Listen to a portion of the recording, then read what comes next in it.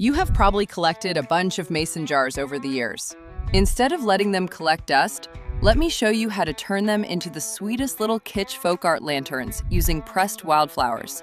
This is one of those gentle, satisfying projects that feels like you are giving something forgotten a whole new, charming life.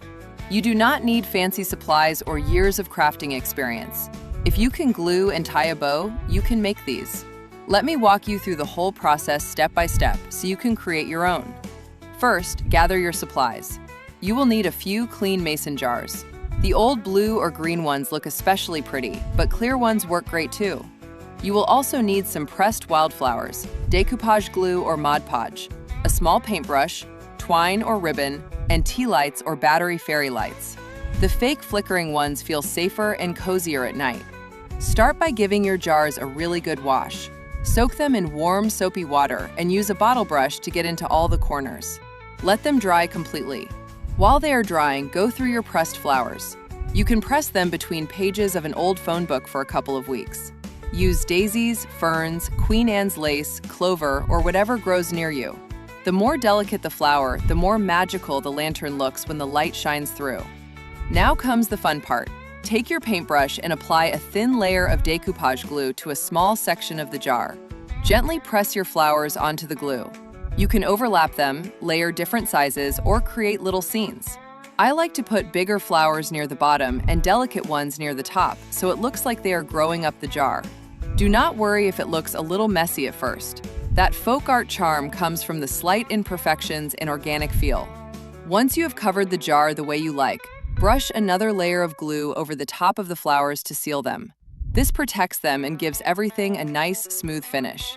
Let the jar dry for at least an hour or two. You will know it is ready when it feels completely dry to the touch and no longer sticky. While you are waiting, you can prepare the top. Tie a piece of twine or pretty ribbon around the rim and make a little bow. You can also add small bells, beads, or even a tiny tag with a handwritten label if you want extra whimsy. I sometimes write the name of the flowers I used on the tag so it feels more personal. When everything is dry, drop in a tea light or fairy lights. The light shines through the flowers in the most beautiful way.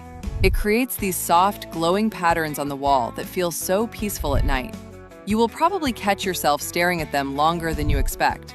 You can make a whole collection of different sizes and group them together on a tray, mantel, or windowsill. They look especially sweet in a kitchen, bedroom, or on your front porch during summer evenings. I like to make sets of 3 in different heights so they look collected over time. This project usually takes you about an hour from start to finish, not counting drying time. And the best part is you can make several lanterns for under $10 if you already have the jars. Every time you look at them, they will probably make you smile. They feel personal, a little nostalgic, and full of that handmade warmth you love in a home. Plus, every time someone compliments them, you get to tell the story of how you made them from jars you almost threw away. If you have been collecting mason jars for years and never knew what to do with them, this is such a lovely way to finally put them to use. You can even theme them for different seasons by changing the flowers or ribbon color. In autumn, you could use pressed leaves and tiny pine sprigs, and at Christmas, you could add dried orange slices or cinnamon sticks for scent and color. One tip I have learned is to make a few extra lanterns because once you start, it is hard to stop. They also make wonderful gifts.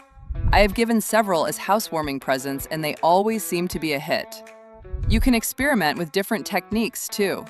Some people like to do a full wrap of flowers, while others prefer just a few accent pieces. Both ways look beautiful. There is really no wrong way to do this. So tell me in the comments, what wildflowers grow near you that you would press for these lanterns? Have you ever tried pressing flowers before? Drop your thoughts below. If you enjoyed this project, please give the video a thumbs up and subscribe for more easy, rustic upcycling ideas. I share new projects every week. Thanks so much for watching. I will see you in the next one.